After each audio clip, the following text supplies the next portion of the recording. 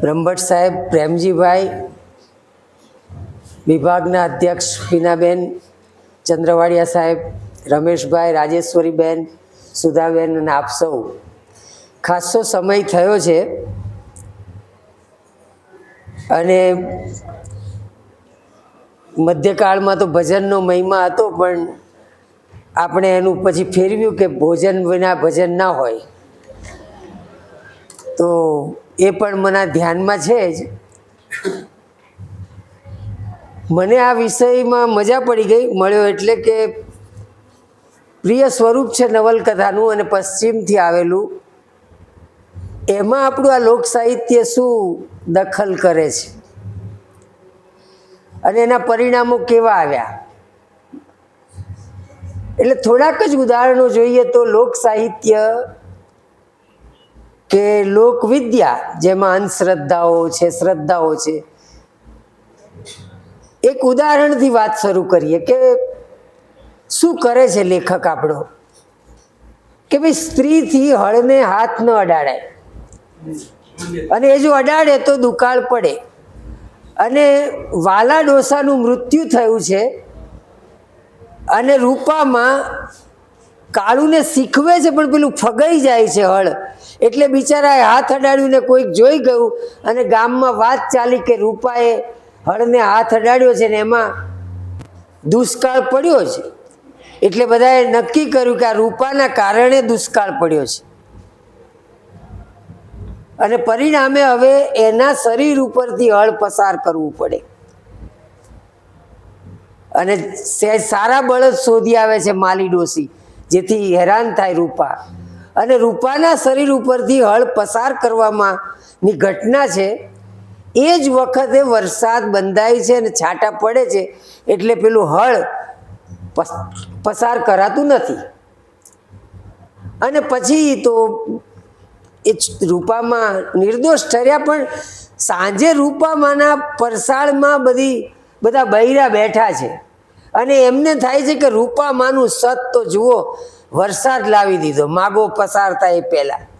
અને પછી તો પેલી નવી વહુવારુઓ બધા પૂછે કે સાચું કે જો રૂપામાં, તમે કયા ભગવાનને યાદ કરેલા, કઈ માતાજીને યાદ કરેલી? અને ફક દઈને રૂપામાં હસી પડે છે. રૂપામાં એટલું જ કહે છે કે સાચું કૌલી, મેં છે ને કાળિયાના બાપાને યાદ કર્યા કે જો તારા બાપા કાળિયાના બાપ હોત ને તો મારે આ દશા ના આવે. તમે જો અલૌકિકતાને એક ઝાટકે ખંખેરી નાખી. આ લોક તત્વ છે. આ લોક છે કે જે પરલોકથી દૂર હતું, એટલે જ હાસ્યામાં મુકાઈ ગયું હતું. નરસિંહથી દયારામમાં સામે એક આખું લોક સાહિત્ય છે ભાઈ, પણ તમે મુખ્ય ધારાનું સાહિત્ય નહોતું. અને પરિણામે શું થયું કે ધર્મ, અર્થ, કામ, મોક્ષ, આ ચાર વસ્તુના બદલે તમે ધર્મથી સીધો કૂદકો મારીને મોક્ષમાં, નરસિંહથી દયારામ સીધા ધર્મથી મોક્ષમાં. અરે ભાઈ પૈસા, આ કામ, આ બધું અગત્યનું છે, અને તોય તમને જરૂર તો પડી જ છે. એટલે દયારામમાં આવતા આવતા શરીર આવી ગયું કવિતામાં વળી, નહીતર શરીર ઉપર તો એવો ચેકડો હતો.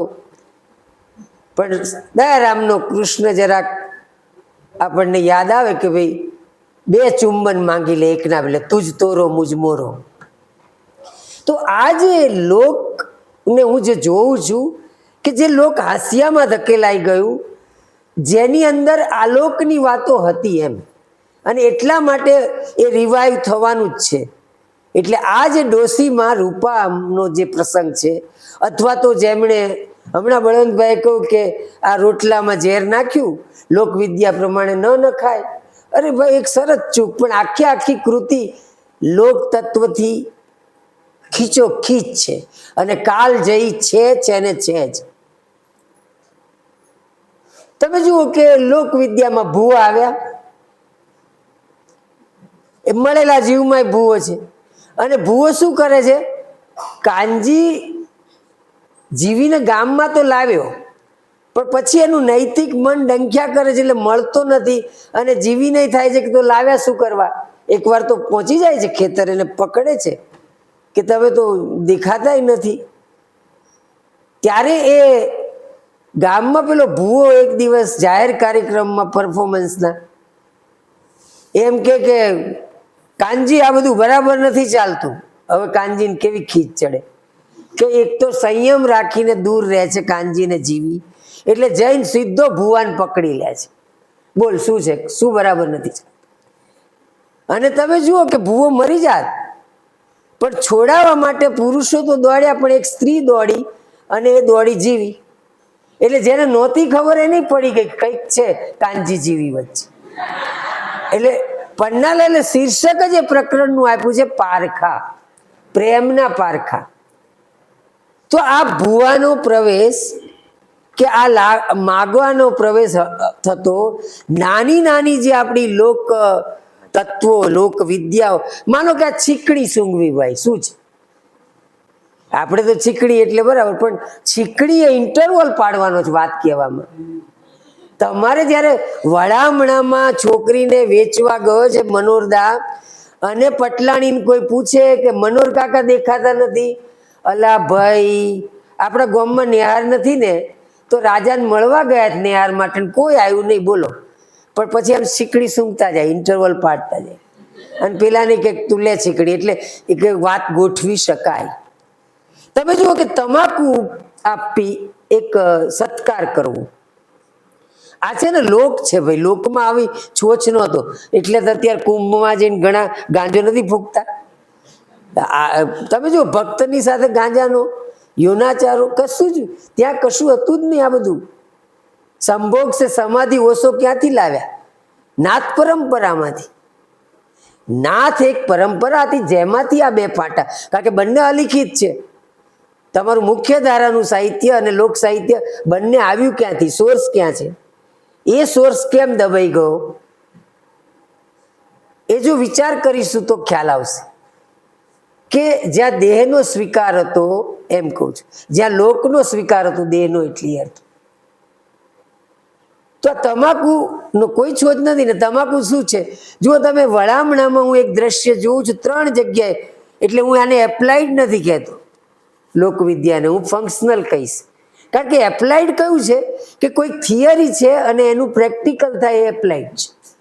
પણ જ્યારે સાહિત્યના સંદર્ભે સાહિત્યથી સાહિત્ય છે ત્યારે તે ફંક્શનલ હશે કે ભાઈ અહીંયા કેવી રીતે પોતાને એક આજની દશા સારી નથી લાગતી, ન મળ્યો કાળિયા જેવો ધણી, એટલે રાજુને ગમતું નથી, તો એ ગીત ગાય છે, દંતો દોડતા જાય મનખો માણ્યો નથી રે લોલ, સવારો સમણે થાય મનખો માણ્યો નથી રે લોલ. આ ફંક્શનલ થઈ ગયું ચપટી વગાડતામાં. આ પારખામાં ફંક્શનલ થઈ ગઈ તમારી લોકવિદ્યા, આ લાગામાં ફંક્શનલ થઈ ગઈ, આ તમાકુમાં તમે જુઓ આ બધું જ લોકવિદ્યાઓ.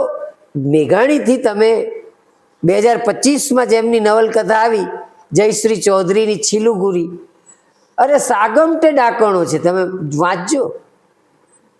સર્પ વિદ્યા છે ને મંત્ર વિદ્યા છે ને, ડુંગર નાયિકાને બોલાવે કે આજે મળવા આવજે આપણે વાતો કરીશું, અને વૃક્ષો માનવ દેહ ધારણ કરે અને એ નાયિકા જતી રહે પાછા વૃક્ષો થઈ જાય. તો આ બધી આદિવાસી માન્યતાઓ. છીલીગરી નામનું એક કાલ્પનિક ગામ બનાવ્યું છે બેને. તો 1936 થી 2025 સુધીની ગુજરાતી નવલકથામાં, સહેજ બહાર નીકળે તો ભારતીય નવલકથામાં 50 લોકગીતો હોય એવી નવલકથાઓ છે. તમે ખાલી જિંદગીનામાં વાંચી લો કેટલા ગીતો છે જે એમણે રજૂ કર્યા. જિંદગીનામામાં વારિસ શાહ, બુલ્લે શાહ કોણ છે? આ બધા કેમ પિંજરમાં એને યાદ કરવામાં આવે છે અમૃતા પ્રીતમ દ્વારા? તો આ પણ પરંપરા પેલી જ હતી મધ્યકાળની આપણી, કે જ્યાં એક પ્રકારનું, જેમ સાહેબે સવારે કહ્યું એ સહિષ્ણુતાનું વાતાવરણ. હું અત્યારે જે જગ્યાથી વડોદરામાં આવું છું, પણ વડોદરામાં એક ગામ છે છાણી ગામ. હવે છાણીમાં હું જોઉં છું કે એનું મૂળ નામ હતું છાયાપુરી. છાયાપુરી એટલે જૈન. જૈનોનું 150-200 વર્ષ એનાથી જૂનું મંદિર છે.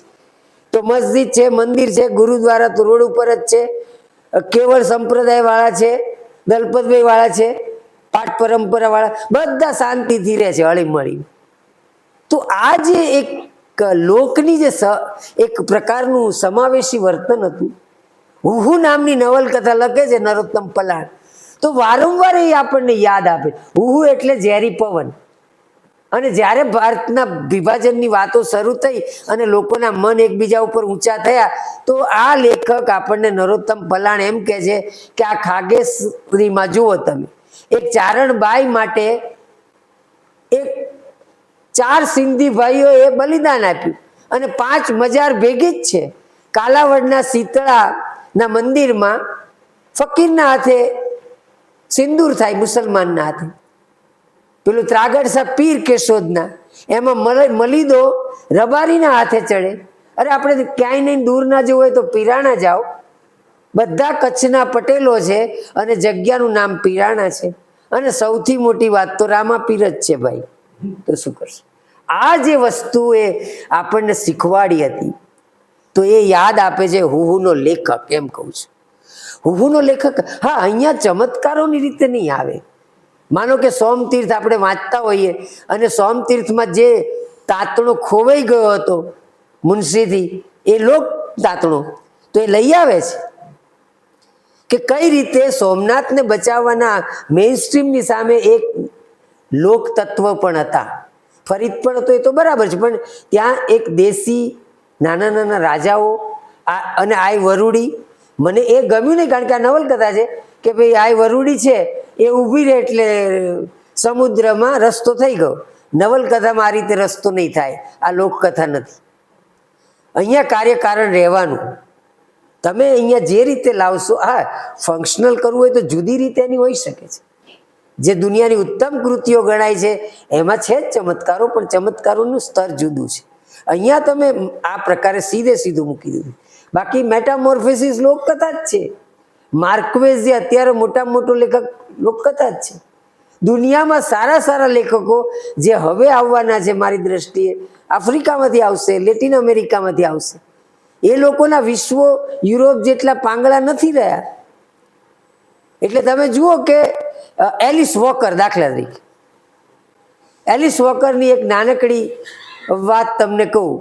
હવે 2 છોકરીઓ છે, માને અને માને એક છોકરી અભણ છે, મોટી નાની છોકરી જરા ભણતી થઈ, હવે હોસ્ટેલમાં જાય છે. તે માએ સરસ સામાન પેક કર્યો, ગોદડી આપી. ગોદડીમાં એવા જાત જાતના નાના નાના ટુકડા, થીગડા, આપણે ટુકડા કેવી રીતે કહેવાય, દેશી ભાષા જ વાપરીએ. થીગડા એટલા બધા છે. તો પેલી કહે છે કે હું આ ના લઈ જાઉં, હોસ્ટેલમાં શરમ આવે, બધા હશે. ના લઈ ગઈ. પછી તો બેન ભણ્યા અને પ્રેમમાં પડ્યા, પછી તો ત્યાં લંડન ફરતા થયા. એવા એક દિવસ જોયું એથનિસિટી ને એથનિક ને, આ તો જોરદાર ગોદડી કહેવાય. આવી ગોદડી માટે તો શહેરવાળા મરે છે. આપણે પેલો ચાકડો હોય ને એમ. તો પછી હોસ્ટેલમાંથી ઘેર આવી કે મને આ ગોદડી આપો. ત્યારે પેલી મોટી બેને એવું કહ્યું કે આ ગોદડી તો મને કરિયાવરમાં દેવાની જ મમ્મી, અને મારે લઈ જવી છે, કારણ કે આમાં દાદાના દાદા આર્મીમાં હતા ને, એમના શર્ટનો એક ભાગ છે, આપણી દાદીનોય છે, ફલાણા કાકાનોય છે. તમે જુઓ કે આ પેલો લોક જેવી છોકરી, એનો તંતુ ક્યાં છે? પેલીને ફેશન દાખલ જોઈએ છે. એટલે આ લોક તત્વો, બેને બરાબર શબ્દ વાપર્યો સવારે પીનાવેને, કે માસ કલ્ચર. આ ફોક કલ્ચર માસ કલ્ચર બને ને, એમાં વચ્ચે માર્કેટ આવી જાય છે. એટલે આપણને ચાકડો ગમે, પણ આપણે માનો મોર ગમે, પણ એ લોક સાહિત્યનો પ્રોગ્રામ હોય તો જ, કાયમી નહીં. અને કોઈ લોકે ઘરમાં મોર મૂક્યો હોય તે કાયમી જ હોય. છોકરો જોવા આવે ત્યારે તે, અને બેસણાનો પ્રસંગ હોય તો હોય, પણ ત્યાં પ્રસંગ પ્રમાણે ના હોય, એક જીવન સાથે જોડે. એટલે બરાબર બળવંતભાઈ પણ એક શબ્દ વાપરેલો, ફેક. કેટલીક વાર લોક સાહિત્ય ફેક, તમને લોકનો પરિચય જ નથી, લોકની નવલકથા લખવાનું સાહસ કરો છો તો તમારી પાસે છે જ નહીં. ગ્રામ લક્ષ્મી જેવું અઘરું નામ રાખી દો છો, અને પછી નામ પણ ગામડામાં ના હોય, એવા કુસુમ ને અરુણ ને અશ્વિન ને. અરે અહીંયા તો જમકુડી હોય ભાઈ, જીવી હોય. તો આ જે એકદમ જ તમે જુઓ કે એમને વાંધો નહીં, રવા દેસાઈને લખવું હતું, પ્રોજેક્ટેડ ફોક છે ત્યાં. પણ જેવા આપણે મેઘાણીમાં આવીએ છીએ અને કલ્ચર આવી જાય છે, આખી લોકવિદ્યાઓ આવે છે. જો તમને કહું, દાખલા તરીકે ટેટુ માસ્ટર્સ બધા, હવે એમની વસુંધરાના વાલા દવલા એમાં જે વાણિયાના છોકરાને જેની યાર પ્રેમ થાય છે એ છોકરી તો પેલા ચૂંદણા છૂંદાવનારી ગામમાં આવેલું વિચરતી જાતિ અને પ્રતાપ સાથે પ્રેમમાં પડી. તો એમણે બે ભેગા કર્યા, વસુંધરાના વાલા અને દવલા. રાત્રે પાછા એમની પાસે ચોરીઓ કરાવે, ગામના સારા માણસો ચોરી કરવાનું કામ સોંપે. ચોરી અમને આવડે નહીં ને, એટલે ચોરી કરવા વાળા ઘણીવાર સારા સારા ચોર બધા હોય, એમને પાછું સોનિયારે બનતું હોય, બધું વેચવા જવાનું. તો આ બધું છે. તો લોકતત્વો મેઘાણીથી શરૂ કરીને ક્રમશઃ જે રીતે આગળ વધતા ગયા, મેં તમને એમ કહું પન્નાલાલે એને ફંક્શનલ બનાવ્યા. આપણે અટક્યા હતા પેલી તમાકુ પાસે. તો તમાકુ તમે જુઓ કે એ નવલકથામાં એક છોકરો આવીને કહી જાય કે ભાઈ મારી માએ તમને અત્યારે ને અત્યારે બોલાય છે, કહેતો નથી, શું કામ પડ્યું આણી ટાળમાં? તો કે ના મને ખબર નથી. પહેલાં તો એને જોયો ને, તમે જુઓ એ ત્યાંથી જ લોકતત્વ શરૂ. મનોરદા હોકો પી રહ્યા છે, ગુડગુડ હજી શરૂ કરે છે ને ત્યાં એક આમ ઓછાયો જોયો અને એમણે બૂમ પાડી, કુણ છે લ્યા, આ કુણ છે લ્યા. અને તરત જ પેલા છોકરાએ શું કીધું, એ તો હું મોત્યો. પોતાના નામે મોતી નાખે, તમે મોતી કહો તો ગભરાઈ જાય. આ લોકતત્વ છે ભાઈ. તમે એમ કહો મોતીભાઈ તો પેલો આજુબાજુ જોવા માંડે કે કોની વાત છે. તો આ જે મજા છે આખી જીવનની લાઈફ, એ તો હું મોત્યો, મારી માએ બોલાવે. હવે એ માણસ જાય છે ક્યાં? બોલાયા છે અંબા, એને જાય છે બેચરને ત્યાં, કારણ કે એને ખબર પડી કે અડધી રાતે અંબાએ બોલાયા તો અંબા તો દુશ્મન છે જ પેલા બેચરની. એટલે બેચરિયાનો કંઈક લોચો હશે, હા એની બેન ભાગી ગઈ છે ને કદાચ આવી ગયા શું જો. એટલે જેવા બેચરને ત્યાં ગયા, ત્યાં બારણું ખખડાવ્યું અને એમણે કહ્યું કે બધું એકદમ જ વાત શાંત થઈ ગઈ. કોઈ અવાજ આવતો હતો, જાણે પરસાળમાં વીજળી પડી. કેવું સરસ વાક્ય છે. અને એકદમ એ કહે છે કે તમે નહીં જાણતા હોય તો બધું જાણું છું, તમને એમ કે આમ છે, આડાવડા વાક્યો બોલે ડો. અને આ મનોરદા ને પહેલા તો બેચરીઓ બિચારો કે છે ગભરાઈ, મનોરદા તમાકુ બદલી આલો, ભળીએ તમાકુ, આ તમને સોંપતું નથી, કશી જ ખબર નથી, પણ પોલીસ પાર્ટી છે એટલે એને બધું હાથમાં આવી. શું કરીએ મનોરદા, રાંડ આવી છે, ભાગી ગઈ હતી ને મારી દીકરીએ, જુઓ એને રાંડ કહેવાની ને ચિંતાય કરવાની. અને તમે જુઓ કે આ મનોરદા ત્યાંથી વાત લઈ ગયા પછી ધીમે ધીમે અંબાને ત્યાં જાય, ને અંબાને ત્યાં જઈને પહેલાં પેલું નાખે અને એના છોકરાને કે તમાકુ બદલી હાલ, કારણ કે અહીંયા વાત ફેરવવાની છે, પેલામાં વાત તરત જાણવાની હતી. એટલે તમાકુના માનનો અસ્વીકાર, અહીંયા જઈને તમાકુ બદલી હાલ. તો આ તમાકુના જે દ્રશ્યો છે, અને બીજે દિવસે મૂકી આવ્યા મંદિરમાં, ત્રીજે દિવસે વેચવા ગયા, એ દરમિયાન પણ એક નાનકડું દ્રશ્ય પીનાબેન, જમનાને માને એવું થયું કે બિચારી ક્યાં ગઈ હશે મારી દીકરી. એ પૂછવા ગઈ ને છાસની દોણી લઈને કે પટેલને ત્યાં છાસ લેવા જવાય, એમ કરીને પૂછ્યું. અને પાછા ગયા પૂછવા કે મનોરદા રાંડ ક્યાં ગઈ એમ. તમે જુઓ એ વખતે પણ મનોરદા શું કરી રહ્યા છે, કૂવામાંની રાસ તૂટી ગયેલી ખેંચવાની, તો એ રાસને સાંધી રહ્યા છે. આજે જમકુનું દોરડું તૂટી ગયું છે ને લગ્ન જીવન, એ જાણે કે શાંતો હોય. એટલે ઘણા બધા મિત્રોએ મને કહેલું, રમણભાઈ કે આ તમે બધું ખેંચ કરો છો વધારે પડતું, પણ જે દેખાય છે એને ક્યાં મૂકી દેવાનું આપણે, કે ભાઈ હા છે આ દોરડું જ, જે પ્રેમ નામના કૂવામાં ખાબકીને બિચારી દોરડું તૂટી ગયું છે. તો એ દોરડું સાધે છે અચાનક જ મનોરદા, અને તમે જો સંધાય છે, શેખ છેલ્લે સંધાય પણ છે. તો આ રીતે તમે પારખા જુઓ પ્રકરણ, આ વળોમણા જુઓ, મોનવીન ભવાઈ જુઓ. આમ તો નામ આવું રાખવું જોઈતું હતું, માનવીન ભવાઈ કરતા. તો મોનવીન ભવાઈ કે વળોમણા કે મળેલા જીવ, આ ત્રણેમાં હું જોઉં છું ક્યાંક બરાબર કે એન્ટરટેનમેન્ટના હેતુ માટે પણ લોક સાહિત્ય આવે ને એમાં કંઈ વાંધો નથી. આ કાળું પરણવા બેસે, રાજુ સાથે તો પરણાયો નહીં, પણ પરણવા બેઠા એટલે પેલું ફટાણું તો આવે જ, કાળિયા તારે તે કેળિયું ક્યાંથી રે બાર બાપોના, તારી માં દરજીડાને ગઈતી રે બાર બાપોના, ગઈતી તો ગઈતી પણ રાત રહીતી રે બાર બાપોના. આ જે ચાલે છે પછી બધાનું આવે. તો આ જો આ એન્ટરટેનમેન્ટ, એટલે તમે ટેક્સ્ટને કોન્ટેક્સ્ટમાં જુઓ, એન્ટરટેનમાં જુઓ, ઘણીવાર માત્ર ને માત્ર એમણે આઈડેન્ટિટી અને પોતાનો એક પાસ્ટ જે ચાલી જઈ રહ્યો છે એને સંઘરી લેવો છે. હવે આ જયશ્રીબેન જેવામાં હું એ જોઉં છું કે બધું વિલુપ્ત થઈ રહેલો સંસાર છે, તો લઈ જેટલું જાણીએ છીએ એટલું મૂકી દઈએ અત્યારે. તો એક હેતુ આ પણ છે એનો કે કેટલીક વાર ફંક્શનલ, હાઈલી ફંક્શનલ નથી હોતું, પણ મૂકી દે છે કે ભાઈ આ પ્રકારનું અમારી મૂઠ મારવાની પદ્ધતિ હતી, આ મંત્ર વિદ્યાઓ હતી. પણ કેટલીક વાર શું થાય કે નવલકથા, દાખલા તરીકે લોક સાહિત્ય નવલકથા માટે ખાતર છે, ખોરાક નથી. હવે તમે ખોરાક લો તો શું થાય? સોનાના પિંજરના પંખી થઈ જાય. એક હતો રાજા, એને હતી રાણી, રાણી 2 છોકરા, એનું નામ ધૈર્ય અને શૌર્ય. પછી એને બનતું નથી, રાણીને પછી બીજી રાણી ગમી, રાજાને તો ગમે જ, તો રાણી ગમી બીજી, તો બીજી રાણી ગમી. હવે બીજી રાણી છોકરા થતા નથી એટલે પેલા જૂનીના 2 ગમે નહીં એટલે એને મરાવી નાખવાના. પેલા એ મરે ને એ આપણે જાણીએ, દયા આવી જાય. પછી શૌર્ય અને એની પત્ની ભોગ આપે સમાજ માટે, ધૈર્ય ફરીથી રાજા બને, પેલી રાણીને સજા થાય, ખાધું પીધું ને રાજકાજ. આ વાર નવલકથા છે ઉત્પલ પટેલની. હું આને નવલકથા કહેતો, આ લોકકથા છે. તે લોકકથા એટલે કે લોકકથાની નકલગીરી. પણ આ એક ખોરાક બની ગયો, ખાતર બનાવવાનું છે. આપણે તો એમાંથી કંઈક, હવે અત્યારે માનો વિક્રમ વેતાળથી કેટલું બધું લખી શકાય આપણે, નવી વાર્તાઓ, મહેન્દ્રભાઈ અકબર બિરબલથી કેટલું લખી શકાય. તો આ બંનેનો ઉપયોગ કરી લે કોઈ માણસ અત્યારે, કે વિક્રમ પછી કુંભ મેળામાં ગયો એમ, બરાબર, આવી રીતે કંઈક શરૂ કરે તો એ જે છે એ તમે નવી રીતે લખી નાખો. એટલે છીલુગુરી 2025માં આવતા પહેલા, હા, એક કપલ એ પણ આવ્યું આપણે ત્યાં, એ જેમણે આ રીતે લોક વિદ્યાઓ અને લોક તત્વો અને લોક સાહિત્ય બધું જ છે. એ નાજીર અને મોનાબેને પહેલી જે નોવેલ લખી ઘોર ખોદિયા, અને પછી નાજીરની વેશ પલટો અને ચંડાળ ચક્રાઓ.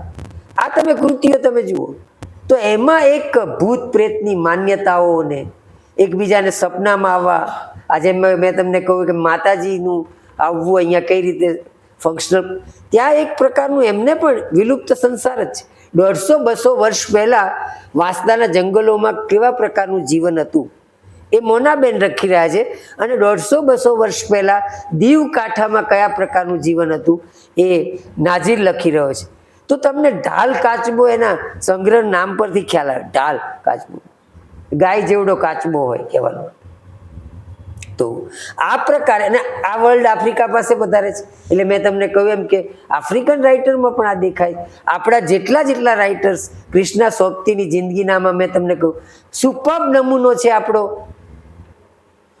એક મેલા આંચલ. સમજો, કારણ કે લોક સાહિત્ય અને નવલકથાનો ફરક શું છે કે લોક સાહિત્ય સામૂહિકતાનું સ્વરૂપ છે, સંગોર્મીનું સાહિત્ય, અને આ બિલકુલ વૈયક્તિકતાની વસ્તુ છે. એટલે આપણે જ્યારે નવલકથા લખી તો આપણને વૈયક્તિકતા ફાવે જ નહીં, નથી આવતી. એટલે મેલા આંચલમાં કોઈ હીરો નથી, સોરઠમાં કોઈ હીરો નથી, જિંદગીનામામાં કોઈ હીરો નથી. 3માં લોક સાહિત્યની ભરપૂર અસર છે. ડેથ ઓફ અ ઓથર, આ રાલ્ફ ફોક્સનું નોવેલ એન્ડ પીપલ નામનું પુસ્તક છે, એમાં જ છે કે જેમણે લોકના સંદર્ભે આખું પુસ્તક કર્યું છે. તો એમાં એમણે કહ્યું કે આખું પ્રકરણ છે નાયકનું મૃત્યુ. આ એક સમાજવાદી સ્વરૂપ છે, એની ઉર્જાનો આપણે લાભ લેવો જ જોઈશે. અને એ રીતે લેવાયો છે, ભારતભરમાં લેવાયો છે, વિશ્વભરમાં લેવાઈ રહ્યો છે. પણ મેં કહ્યું એમ કે એ ખાતર છે, ખોરાક નથી. આ જો આપણે ધ્યાન રાખીએ તો આપણે સોનાના પિંજરના પંખી નહીં લખીએ. આપણે બરાબર છે, મજા આવે, કિશોર કથા થઈ જશે, એનો વાંધો નહીં, પણ એ નવલકથા નહીં બને. જો નવલકથા બનાવવી હોય તો આ પન્નાલાલ આપણા મોટા શિક્ષક છે કે આપણે કઈ રીતે બાવાની લંગોટી કરીશું. તમે જુઓ કે 60મા વર્ષે ડોસાને દીકરો થયો, અને બધા બેઠા છે સવારમાં તાપી રહ્યા છે, ને એકદમ કે વાર્તા કોને, પેલા બાવાની લંગોટી, જો ઓલી પર્વત ઉપર આદિવાસી સ્ત્રી જાય છે ને બતાવે છે, કોઈ જતું ના હોય, વાર્તા કહેવાની આ શૈલી છે. અને પછી એ કહે છે કે એ જંગલમાં એક બાવો રહેતો હતો ને, તો બાવાની રોજ એ બિચારા પાસે, પેલા બાવા નાના હતા, આવા મોટા નહોતા, એટલે પેલા બાવા પાસે કરોડો રૂપિયા ન થાય, दो रोटी અને दो रोटी एक लंगोटी વધારે ના હોય, 7,000 કરોડ ના હોય. તો એટલે કે છે કે બિચારાને લંગોટી રોજ ખોવાઈ જાય, શું કરવાનું હોય? એક બી અને પછી ગામમાં જઈને માગતા સર લોટ માગવા માંગો ને પણ રોજ લંગોટી મગાય એટલે એટલી શરમ આવે. એટલે એ કહે છે કે આ લંગોટી સુસુર કા કુન ચૂર જાતા હે. તો ભાઈ રાત આખી જાગ્યો, ગાંજો પીધો, પણ સેજ ઝબકું આવે ને લંગોટી જતી. આ તો સાલું કંઈક પછી તો બરાબરનું બીજે દાડે જાગ્યો અને પછી પકડ્યો, ઉંદરડો હતો. ભાઈ એને ઉંદરડા માટે થઈને બિચારા લાયા બિલાડી. બિલાડીને હવે કંઈક ખવડાવવું પડે એટલે દૂધ એટલે ગાય. ગાય લાયા એટલે એને ઘાસ લાવવું પડે. એમાં પેલા ખેડૂતો કે ભાઈ આ એક આદિવાસી બાઈ છે વિધવા, તમારી સેવા કરશે ને વાસીદું વાળશે ને આ ગાયનું ઘાસ બાસ લાવશે, સાચવજો.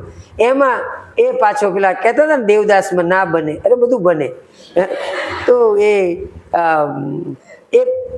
બાવાજી બાવાજી દ્વારા આ સ્ત્રી બિચારી પ્રેગ્નેન્ટ થઈ અને બાવો ગભરાયો કે માયા છોડીને અહીં આવ્યો ને આ લંગોટીએ જબરું કર્યું એમ. એટલે ભાગી જ ગયો, એ ભાગી જ ગયો, એ ભાગીને જતો રહ્યો. તો પેલી બાઈ ક્યાં જાય? એણે તો દીકરાને પાછળ બાંધ્યો અને ગુંદ વીણે છે બેઠી બેઠી, કારણ કે જે લોક છે એ ભાગી ના જાય. ભાગી તો જાય છે બાવાઓ, બરાબર. માણસ છે એટલે લોકોની શ્રેષ્ઠતા આંકવા માટે. અને બીજું પોતાને પણ હવે 60 વર્ષે દીકરો થયો છે તો મારી પાસે ઘરેણું નથી, કંઈ વાંધો નહીં, લોટો આપીશ બેનને, પણ મારે હવે જીવવું છે કારણ કે એને પરણાવવાનો છે. આ જે ઉત્સાહ છે, એક બાળક સરીખો ઉત્સાહ. કેટલા બધા ગલોટિયા ખાય છે એના ખાટલામાં. નાનકડું બાળક હોય ને હજી તો ઉવા સંભળાય એ પેલા જે વર્ણન છે એનું. એક આ બાવાની લંગોટી એ ખરેખર તો વાલા ડોસાની ચિંતાની પણ વાત છે કે હું પણ આ આદિવાસી સ્ત્રી જેવો છું. આ ફંક્શનલ છે એટલે ઓર્નામેન્ટલ નહીં. ઓર્નામેન્ટલ ઘણીવાર હોય. કેટલી વાર મેં જ્યારે આપણે રામ મોરીને વાંચ્યા ને તો મને એક જ વાર્તા ગમી 20-22માંથી. અને રામ પાસે એટલું બધું લોકનું જગત છે પણ વાર્તા નહોતી. એટલે ફેક, ઓર્નામેન્ટલ અને ફંક્શનલ આ ત્રણેય જો તમે એના ફોર્મમાં જોશો તો પન્નાલાલ આપણને ફંક્શનલ લાગે છે કે જ્યાં આ લોક જગત એ કાર્યસાધક વિનિયોગ પામ્યું છે. મેલા આંચલ એનો સૌથી ઉત્તમ નમૂનો છે કે જ્યાં કઈ રીતે આ બધા જ લોક તત્વ હાજર હોવા છતાં એ જુદી વસ્તુ બને છે. બાકી બધા સંગ્રહ કરે છે, ક્યારેક કિશોર કથા લખે છે, એ થાય છે. પણ જ્યારે આવા વિશિષ્ટ સર્જકો કે જેમણે મેલા આંચલે તો અદ્ભુત કામ કર્યું છે, કઈ રીતે લોકથી લોકતંત્ર સુધી વાત બાંધવા માટે એમણે લોક સાહિત્યનો અદ્ભુત ખપમાં લીધી છે. પણ એ આપણો આજનો વિષય નથી. હું અહીં અટકું છું. આપ સૌનો આભાર.